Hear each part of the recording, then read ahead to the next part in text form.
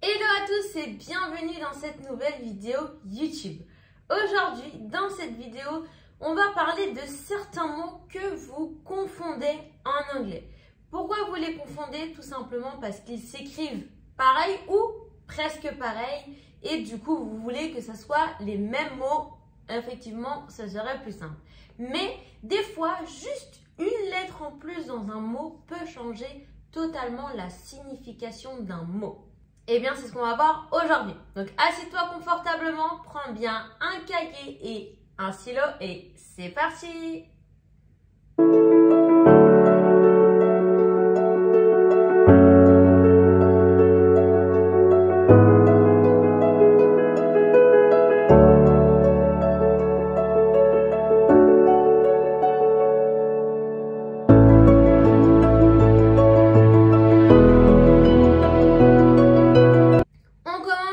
Le premier mot, enfin les deux premiers mots de cette vidéo, qui est le mot new and news. Donc là, on a deux mots qui s'écrivent pareil. On a juste un qui ne prend pas d'S et un qui prend un S. Donc déjà, le premier mot, new. Qu'est-ce que ça veut dire, à ton avis? Une idée? Si jamais tu as dit nouvelle, nouveau ou neuf, tu as raison. Donc, new, on peut le traduire par ces trois mots. Donc, quand on parle de quelque chose de neuf, de nouveau ou nouvelle. Par exemple, si je veux dire, j'ai reçu de nouveaux meubles pour mon salon. Ils sont très confortables et très modernes. En anglais, ça me donnerait I finally got new furniture for my living room.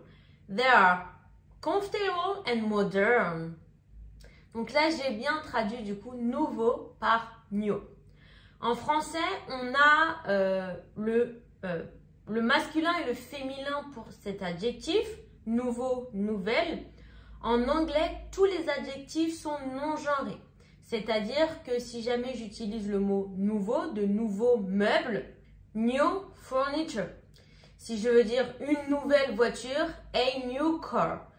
L'adjectif ne change pas. Et ça vaut pour tous les adjectifs, d'accord? Les adjectifs en anglais, du coup, ne changent pas en fonction du féminin et du masculin. Ok? Donc, voilà pour le premier mot. Maintenant, on a news. Est-ce que news, c'est le pluriel de new? Eh bien, la réponse est non. News est un tout autre mot. Donc, ne vous trompez pas, d'accord? Il n'y a pas non plus de pluriel pour les adjectifs. D'accord? Donc, new restera new. Que ma phrase soit au singulier, au pluriel, ou qu'elle soit féminin ou masculin, il restera identique. Maintenant, news. Par quoi je vais le traduire, à ton avis, en français? Une idée? Si par exemple, je te dis les informations, est-ce que ça te dit? Oui? Eh bien, tu as raison. On parle bien des informations ou des nouvelles. Ok, donc là, le fait de mettre un S au mot, ça change totalement, du coup, sa signification. Donc, attention de ne pas vous tromper entre les deux. New, on l'utilise quand on parle de quelque chose de nouveau ou quand on parle de quelque chose de neuf. News, on prononce bien le S. On se rappelle que tous les S en anglais se prononcent. On l'utilise quand on parle des informations. On peut le traduire aussi par les nouvelles, mais je ne parle pas de quelque chose de nouveau, mais bien des nouvelles dans le sens les informations. Par exemple, si je dis I watch the news every evening. Je regarde les informations tous les soirs. Ok, donc là, je traduis bien news par information. Et voilà donc pour le premier mot de cette vidéo. On continue avec les deux seconds mots de cette vidéo. On a than et then. Donc là, pareil, il y a juste une lettre qui change en fonction de ces deux mots. Donc déjà, première question. Est-ce que tu saurais me dire que signifie le mot than en français? Une idée? Si tu as dit que, tu as raison. Mais attention, à chaque fois que vous avez la conjonction que dans une phrase, on ne va pas toujours la traduire par than. D'accord? Quand vous avez que dans une phrase, si c'est pour relier deux phrases, on va le traduire par that. Mais si c'est pour faire une comparaison, là, on va le traduire par than. Ok, donc attention en fonction des deux. Mais là, on va se concentrer sur than. Ensuite, on a then. À ton avis, par quoi je vais traduire then en français? Une idée? Then, je vais le traduire par ensuite, après. C'est un synonyme de after.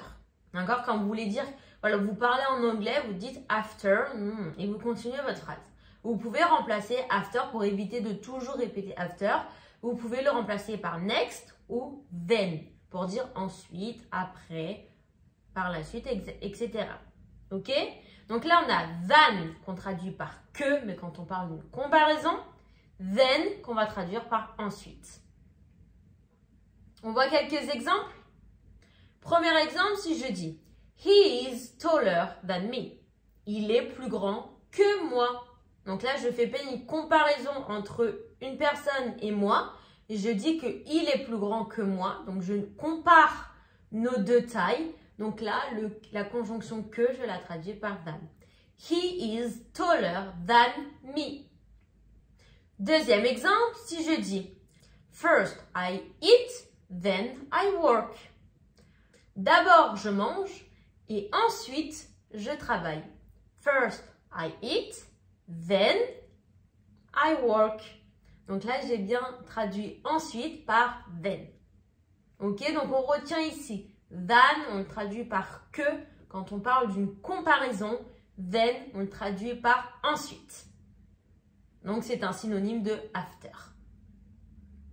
Allez, on continue maintenant avec le troisième mot, enfin les deux troisièmes mots et du coup les deux derniers mots de cette vidéo. Donc on a lose and loose. Donc là déjà premièrement, attention à la prononciation. Le premier, on va faire le son z et le deuxième le son s. Lose, loose. Ok, donc déjà il y a une différence de prononciation. Dans le premier, il y a un seul O, dans le deuxième, il y a deux O. Donc, à ton avis, par quoi on va traduire ces deux mots? On va commencer par le premier. Lose. Par quoi tu le traduis en français? Petit indice, c'est un verbe. Alors, une idée? Si je te dis le verbe perdre, ça te dit quelque chose? Lose, lost, lost, c'est le verbe perdre en anglais. On continue avec le deuxième, lose. Par quoi tu vas le traduire? On va le traduire par lâche. Ok? Donc, lose, le verbe perdre. Loose, l'adjectif lâche. On fait des exemples? Premier exemple, si je dis I don't want to lose my keys. Je ne veux pas perdre mes clés. Donc là, lose, je le traduis bien par perdre. Je ne veux pas perdre mes clés. I don't want to lose my keys. Deuxième exemple, cette fois-ci avec loose. These pants are too loose. Ces pantalons sont trop lâches ou sont trop amples. Loose, je peux le traduire aussi par ample. Donc lâche ou ample. These pants are too loose. Ces pantalons sont trop amples. Donc là, j'ai bien traduit loose par ample ou par lâche. Les deux sont OK. Et voilà du coup pour les trois mots, enfin trois du coup il y en a 6 que des fois vous mélangez parce que ils se ressemblent mais finalement ça ne veut pas dire la même chose. Allez, à ton tour maintenant. Tente en commentaire une phrase avec ces 6 mots new, news, than, then, lose, loose.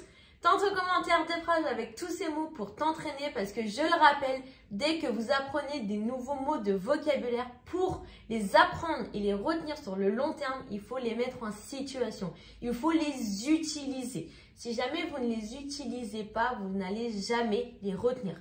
Aujourd'hui, vous les avez compris. Aujourd'hui, vous les avez appris. Ok. Mais si jamais vous ne les utilisez pas, eh bien, dans 2 semaines, je vais vous demander comment on dit les informations, vous allez oublier. D'accord? Là, c'est des mots simples, donc peut-être que vous allez vous en souvenir, mais pour des mots un petit peu plus compliqués, ça sera plus difficile. Donc, si toi aussi, dès que tu apprends des mots de vocabulaire, eh bien, tu veux les retenir sur du long terme, utilise-les. fais des phrases avec, utilise-les dans des vraies situations. D'accord? Parle avec, utilise-les dans des phrases, écris des phrases, dis des phrases à voix haute. On se rappelle que pour apprendre de l'anglais ou n'importe quelle langue, c'est la répétition qui prime, ok? Si jamais vous ne faites pas de répétition, que vous apprenez un mot mais que vous ne l'utilisez jamais, vous allez l'oublier aussi vite que vous l'avez appris. Donc, à la fin de cette vidéo, note-moi des phrases avec ces 6 mots pour t'entraîner. Et si toi aussi, tu vas en apprendre plus en anglais, si toi aussi tu as un compte CPF ou tu as de l'argent dessus mais tu ne sais pas quoi faire, ma formation est éligible au CPF. Donc envoie-moi un mail à cette adresse-là en écrivant anglais CPF et je t'expliquerai du coup les 3 packs de formation que je propose et je t'expliquerai comment je pourrais t'aider à atteindre tes objectifs.